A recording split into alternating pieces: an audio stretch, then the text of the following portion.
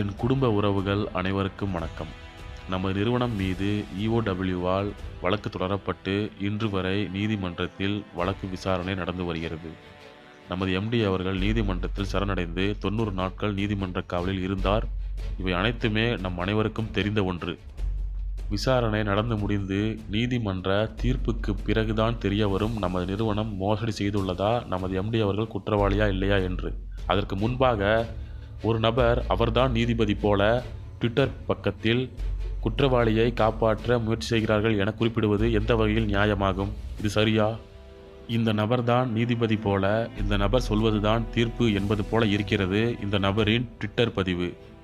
மாண்புமிகு நீதிபதி அவர்கள் விசாரணை செய்து தீர்ப்பு வழங்குவதற்கு முன்பாகவே இந்த நபர் குற்றவாளி என சொல்வது எந்த வகையில் சரியாகும்?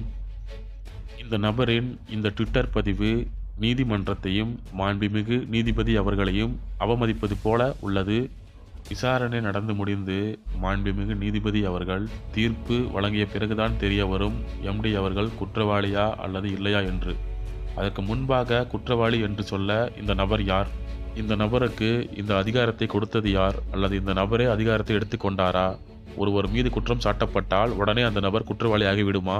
அப்படித்தான் உள்ளது இந்த நபருடைய இந்த ட்விட்டர் பதிவு. சட்டம் என்பது அனைவருக்கும் சமமான ஒன்று என்பதை அனைவரும் தெரிந்து கொள்ள வேண்டும்.